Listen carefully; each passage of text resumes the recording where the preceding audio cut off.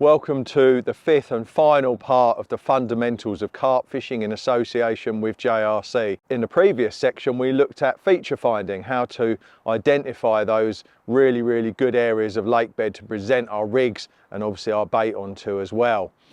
Leading on from that, it makes natural sense to come to a conclusion with applying bait to the spots that we've used our due diligence to find. So in this episode, we're going to be looking at hitting the mark, hitting the clip, getting what we need into the water with pinpoint accuracy, but also other methods of baiting as well. We're going to look at the throwing stick, we're going to look at the catapult. Both of those tend to, majority of the time, be focused on not accurate baiting, but spread baiting. But we're going to discuss that at great length as well. But the main part of this is going to be about deploying our bait where we need it to go. That means hitting the clip properly. It means hitting the clip at the right moment, which is absolutely critical. And we're going to look at ensuring that we have a consistent degree of accuracy. You've probably all experienced or seen happening where carp anglers are trying to spom and it's never landing even remotely close to the place it landed in previously. Generally speaking, that is very counterproductive, particularly when you've isolated a small area of interest. That's where you need your bait to go. Moreover, if you're applying small particles of feed, this time of year for me that would be maggots, boilie crumb, things like that, tiny little pellets, then if you spread tiny particles of bait over a big area, it amounts to very little. You know, it's just like too little butter spread over too big a slice of bread. So when you have identified a small, concise, precise spot, you need your bait to go there time after time, as near as we can. Of course, you know, even with experience and practice, none of us are perfect, and I certainly do have my share of bad moments with the Spomb, but there are certain things to remember to make sure that you can strive to get your Spomb landing where you need it to be, and that's what we're going to look at for the main part of this film. So we've identified an area that we want to fish, and that of course is based completely on where the carp are. Always remember that. Everything that you do is wasted if you apply it in an area where there's no fish. So having found the fish, we've then located an area of lake bottom that we want to fish on. Now, just going back to the previous part, the previous episode we did, which I would have mentioned this, but it's well worth reiterating, is that all we're looking for is an area of smooth, clean, or even hard bottom in the vicinity of where the fish are. So if the leg goes down with a good thump and it slides and it's where the fish are, you can definitely catch carp from there.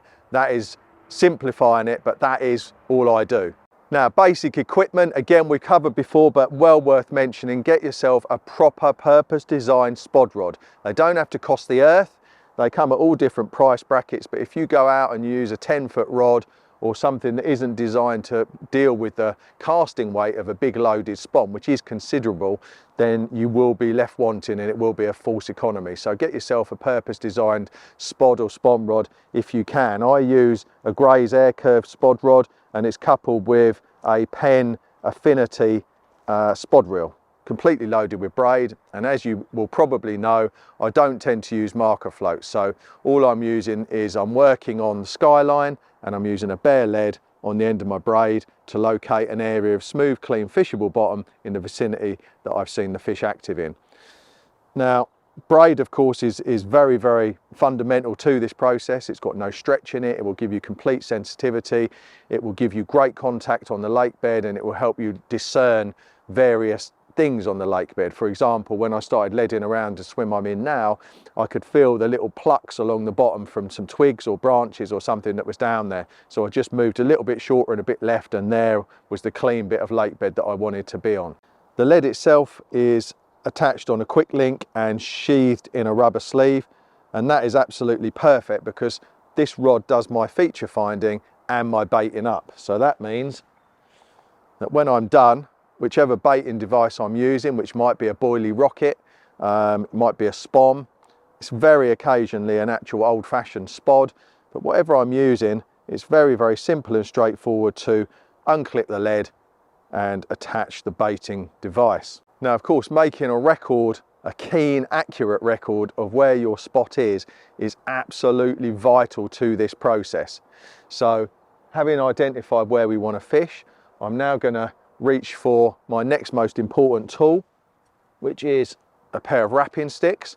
And we're going to set these up, work out exactly how far we're fishing to, and then we're going to look at how we're going to cast that distance and hit the clip correctly with the rod in the right position every single time. So we've got our wrapping sticks in place. Wrapping sticks really are an absolutely vital tool for the modern carp angler, so disregard them at your peril. Gone are the days where we used to walk our lines out down windy paths and along bramble ridden pathways and so on, and it's just now refined down to nice and compact and super accurate, but it's only super accurate method of recording information if you do everything right. So first of all, I've got my sticks in position. Now some people have sticks fitted with a 12-foot cord. It's worth pointing out that you don't have to set your sticks at 12 foot. It's pretty arbitrary. You can set them out however you want, as long as you set them up every time. It's just a method for recording the distance of the amount of line that is on your reel until it hits the clip. So you could have them set 3 foot apart. It would just take a lot longer to do.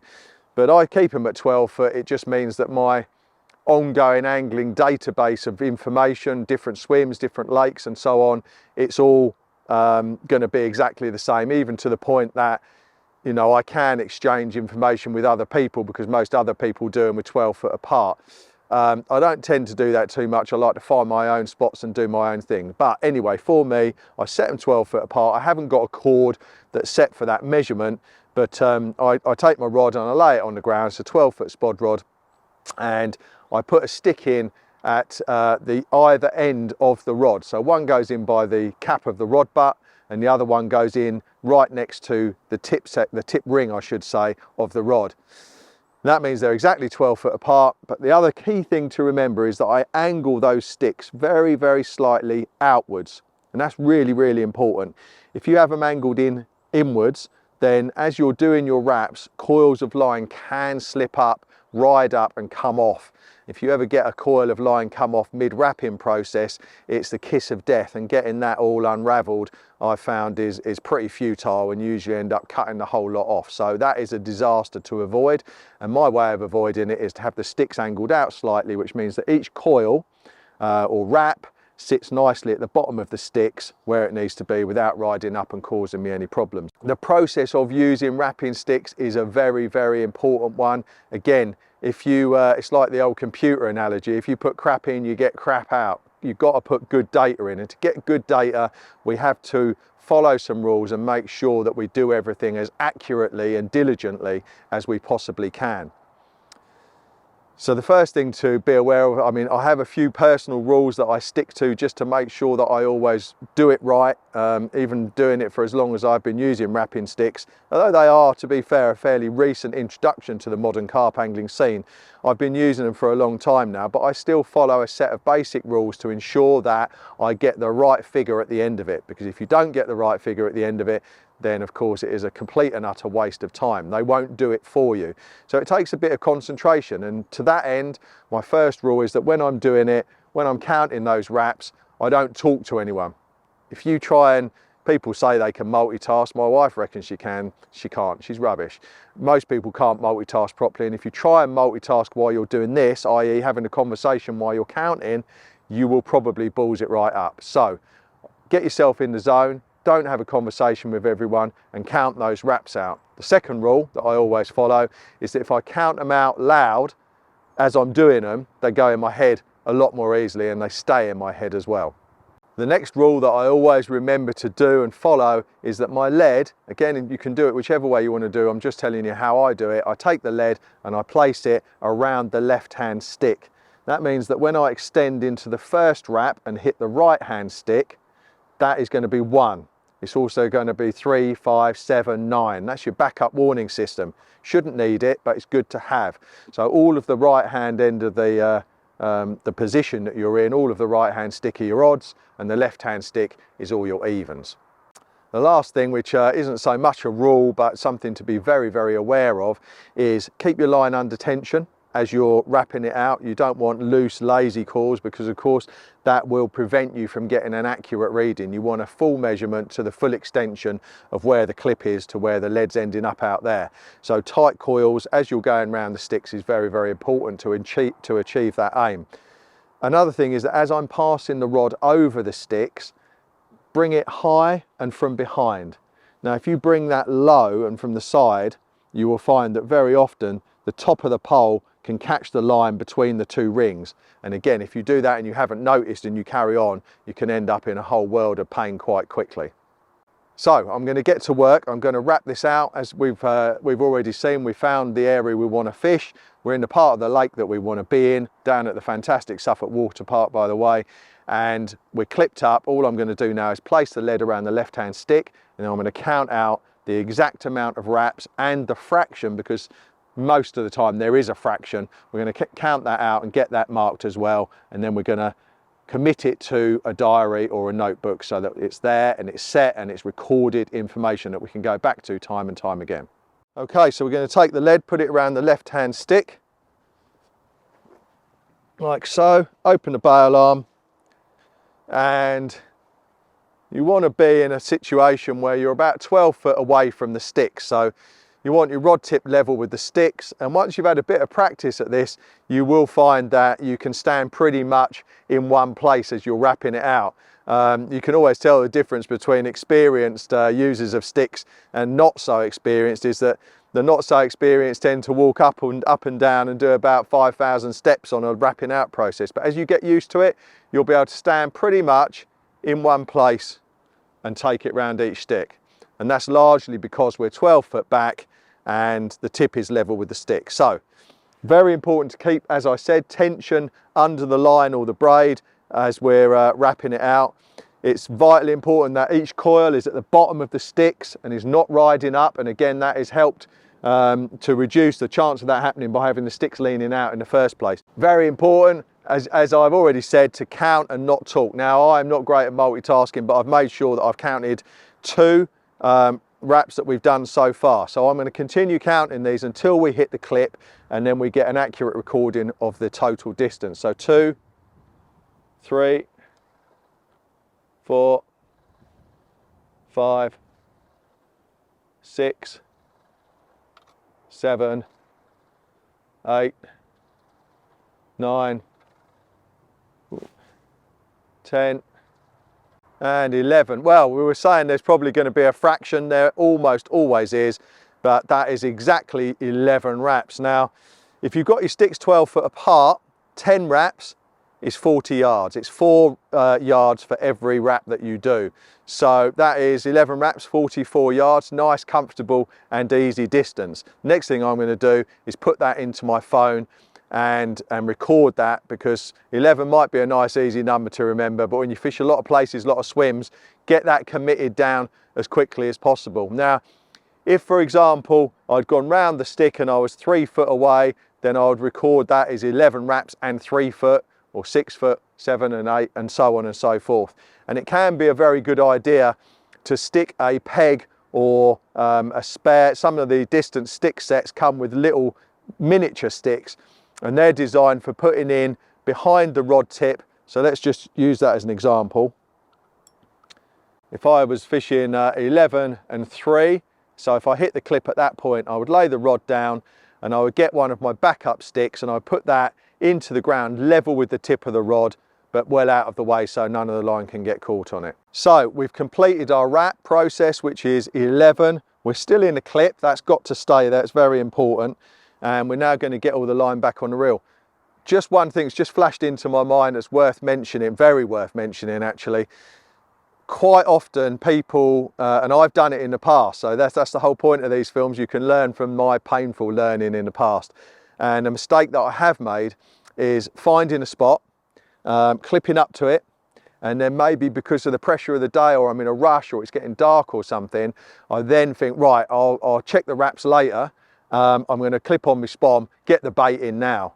Do not do that.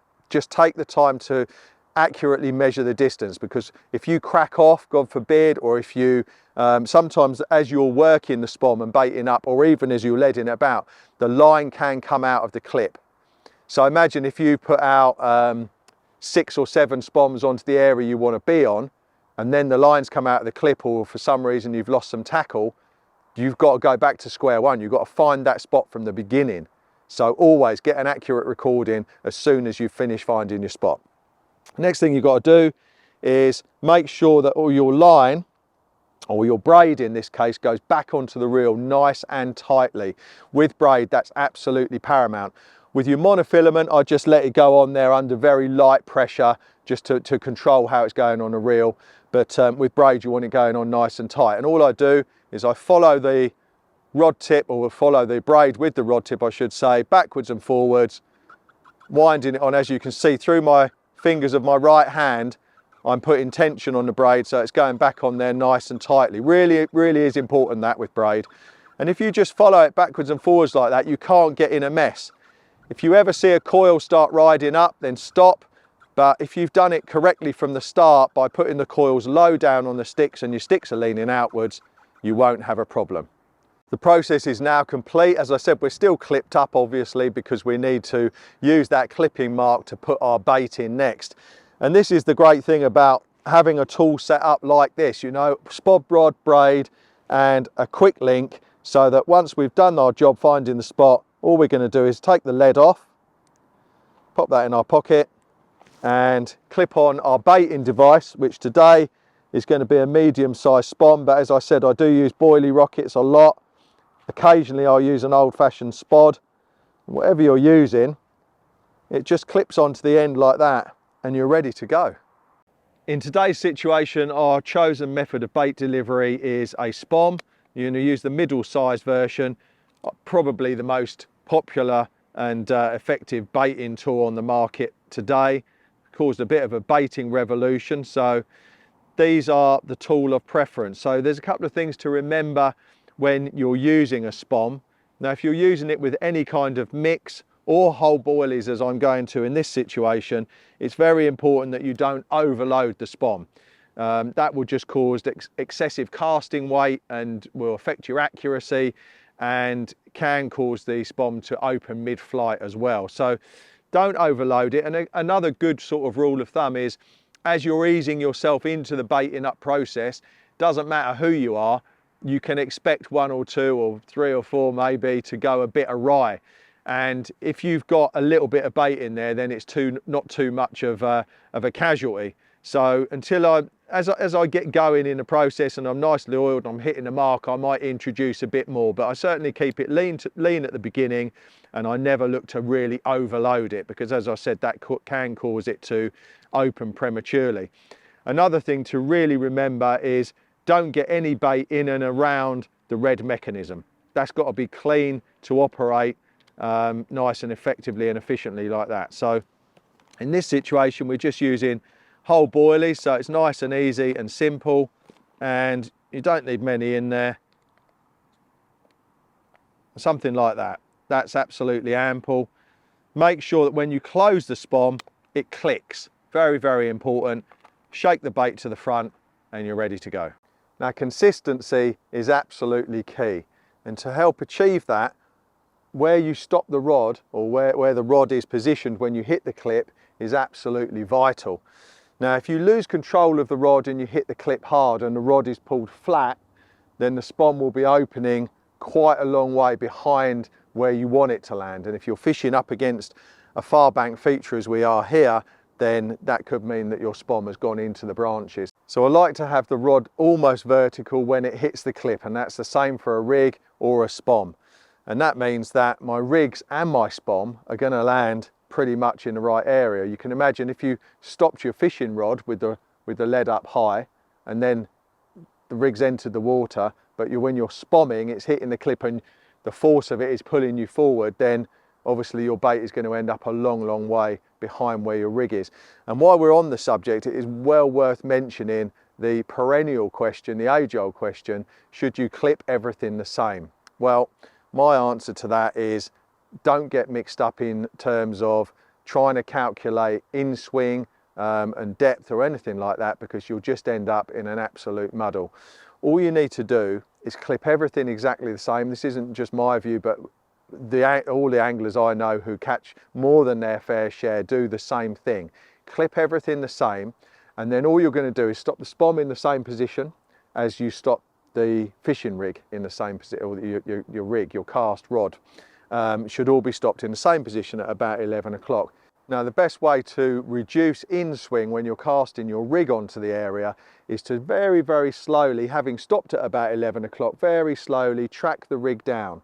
Rather than holding the rod up high and encouraging the lead to swing back towards you, that's all I do. I just follow it slowly with the rod tip until it hits the lake bed.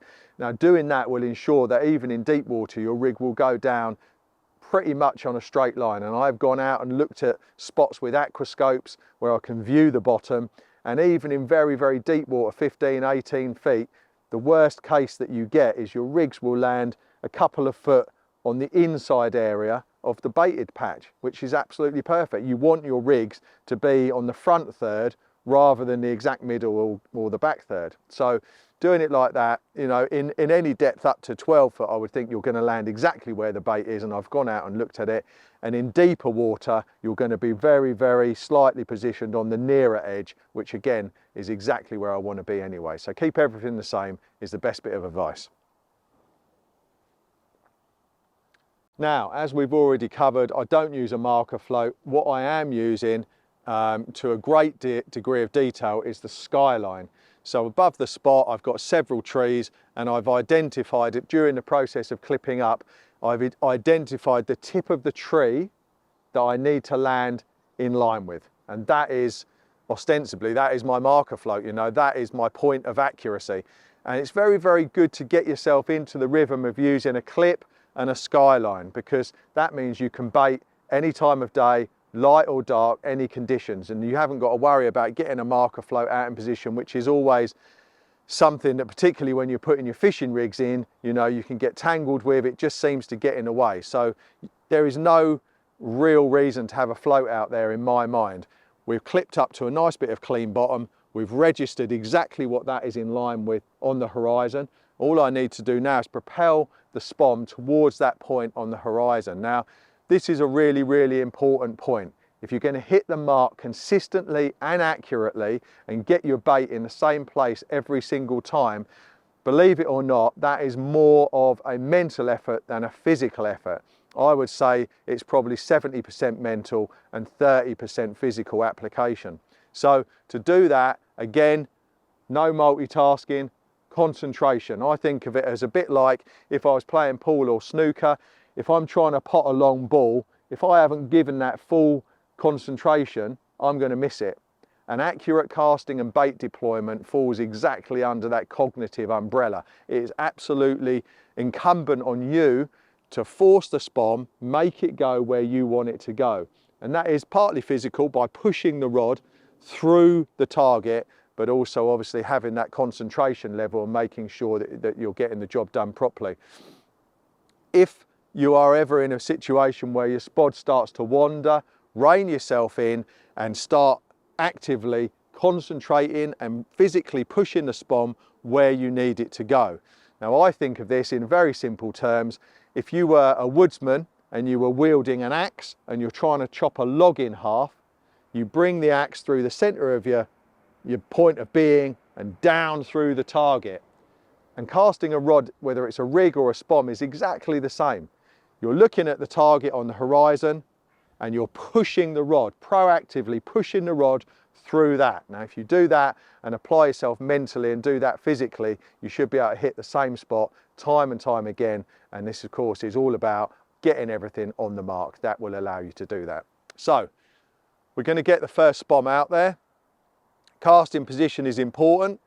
You want, personally, I like a drop of no less than 4 foot from the tip to the spom, no more than 6 foot. So 4 to 6 foot, that will ensure that there's enough weight to compress the rod and also will help with accuracy. You do see some people cast with a rig or a spom right up close to the rod tip like that, and that really will affect your accuracy and your distance. So 4 to 6 foot is a nice optimum length of drop. So I'm going to take note of the horizon, good firm grip on the rod, and I'm aiming to stop the well, I am not stopping the Spomb, to correct myself. I'm aiming to hit the clip at the end of the casting arc. So I'm aiming to put enough power in that as the Spomb comes down on the other side of the arc, it's going to hit the clip 3 or 4 feet above water level and then open. So that's what we're going to do. I've got my target on horizon. It's only 11 wraps.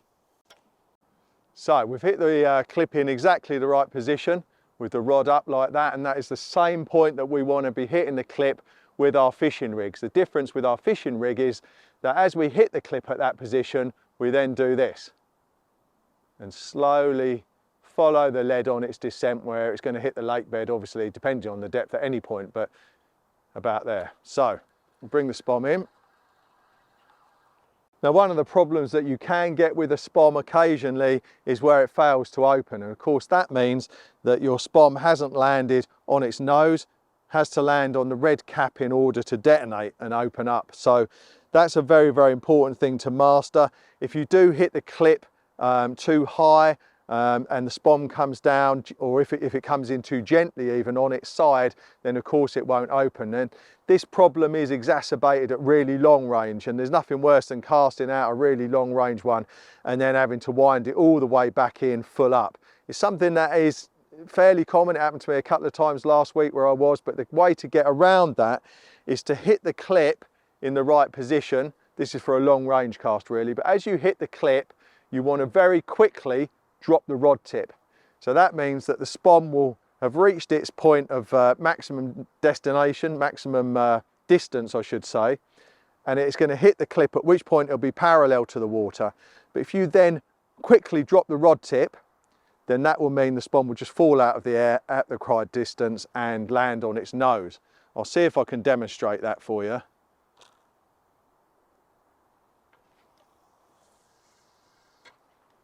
Like that. So I hit the clip in the right place, means the Spomb isn't going any further, and then if you very quickly, you should actually hear the rod whip through the air, which you might have picked up then.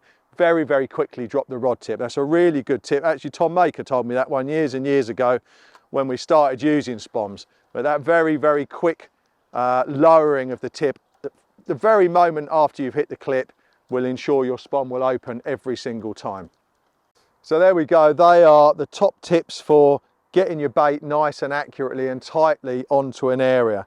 You need wrapping sticks, you need a clip on a reel, and of course you need a skyline. And I can't overemphasize that enough.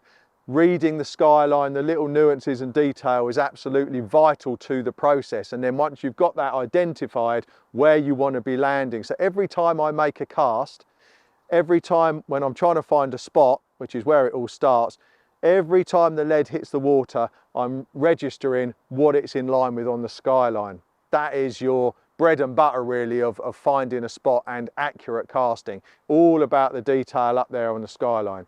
So of course that means that you can do this any time of day or night, and being able to bait up accurately in the night is a really, really vital weapon to have in your armoury.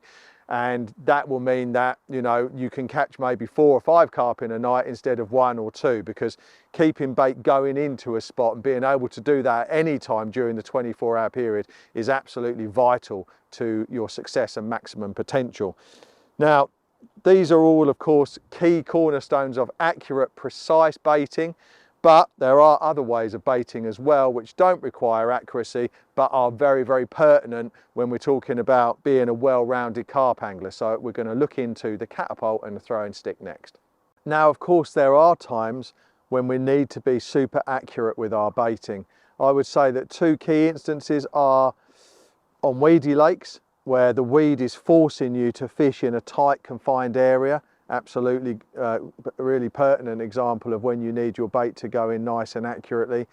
And also I'd suggest for winter carp fishing. So we're out here today, it's Arctic, Baltic, and carp are not moving around much in the cold weather. And having found the area you want to fish, which hopefully is where you've seen some activity, or you know the carp are, you want to keep your bait in that area because they're not going to be roaming around far and wide looking for food. However, there are of course numerous other carp fishing scenarios where actually spreading the bait around a bit will be of considerable advantage to you, particularly if you're on a lake where everyone has been preoccupied with tight, accurate baiting, and the fish are just used to coming across spots which have either been baited really accurately by Spomb, or maybe on a bait boat water. I've seen this many times. People use bait boats, drop in the predictable clumps of bait on a lot of lakes where carp are used to seeing the same thing time after time again. Giving them something totally different can be a real advantage, and certainly spread baiting comes into that. So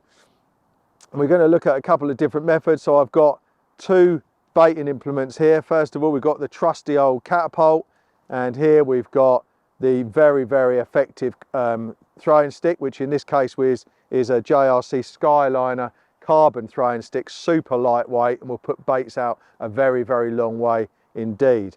So let's drill down into the basics of these. Catapults I tend to use for very, very light baiting at short to moderate range. And the key to using the Catapult, I think, is, I mean, this is an old-fashioned one. It's got a soft elastic and a small pouch, but with this I can put single baits time and time again on top of each other and keep everything accurate should I want to do that.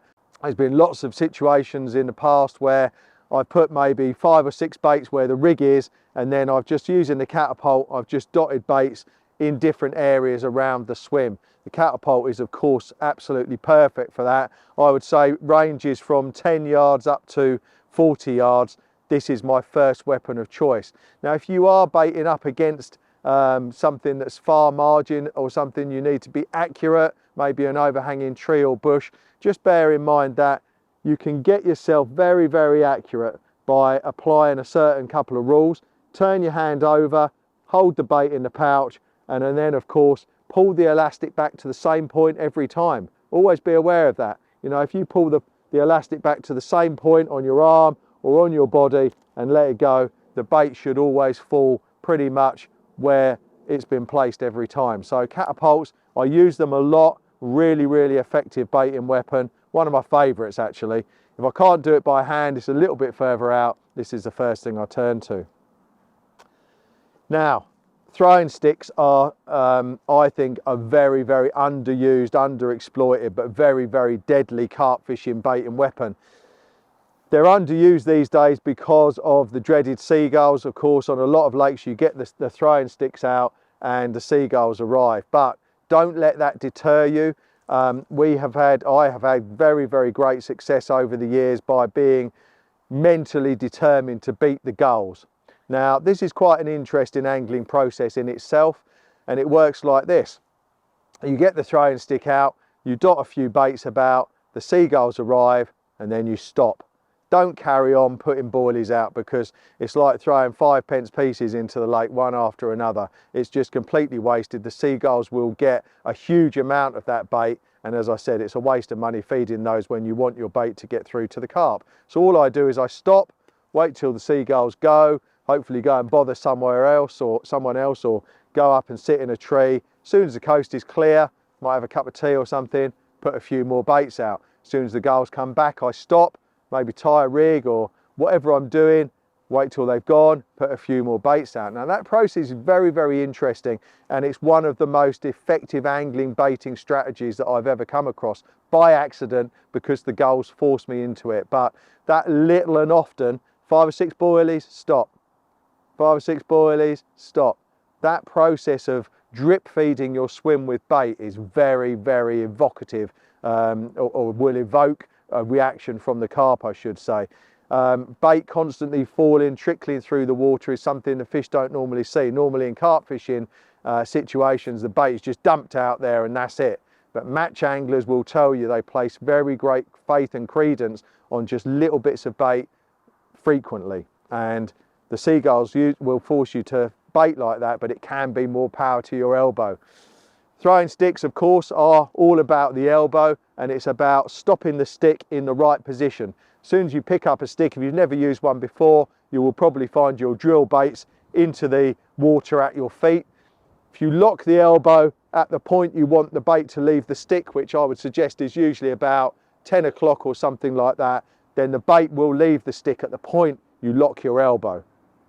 So when would you maybe consider the benefits of spread baiting? And that for me is when carp are in a zone rather than a spot. So if they're in an area and the bottom allows you to fish on a drop, which I mean, if you've just got open bottom, silt, clay, not too much of a worry about weeds, you can just cast where you see the fish and then dot baits around with the throwing stick. That's where it really comes into its own. One of my favourite types of fishing. It's incredibly effective, and of course it's very, very subtle, because you're not employing a spomb, you're not leading around trying to find a little spot. If the lake in front of you, you know, having checked that it is, or through previous experience, it's pretty barren or bland and the fish are in that area, then that for me every time is throwing stick territory. Get your rigs where you've seen the fizz in or the fish roll in, and then continue to dot the area with boilies. Really, really effective. Of course, if you're going to go out long range, then just one bait.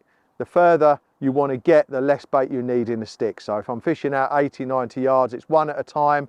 But quite often I'm fishing 40, 50, 60 yards, and I'll put 6 or 7 baits into the stick and put them out there, and they'll just pepper the area of water that I'm fishing. Again, a really, really effective way of baiting up. If you're suffering with throwing stick arms, some of the throwing sticks on the market can be give you a bit of an RSI. Well, then go for a carbon option like this, which, as I said, is a JRC Skyliner. Lovely, lovely, beautiful carbon stick. Weighs absolutely nothing. Will put out bait either in clusters at short to medium range or single baits at long range.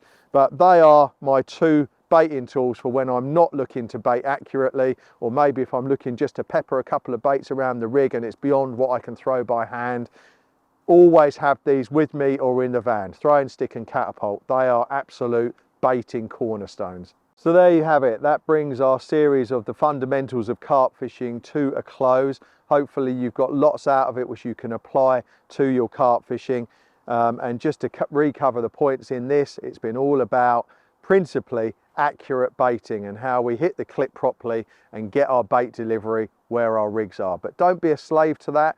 If you're fishing a lake which isn't too weedy and the lake bottom is pretty much accessible everywhere you cast, that's an absolute dream for just fishing where you see them. Light leads maybe if it's at short range, maybe a stringer or a single bait, and then a few over the top with a catapult or a throwing stick is a very underused and supremely effective method of attack. So take these pointers on board, take your fishing to the next level, and really hope you've enjoyed our fundamental series in association with JRC.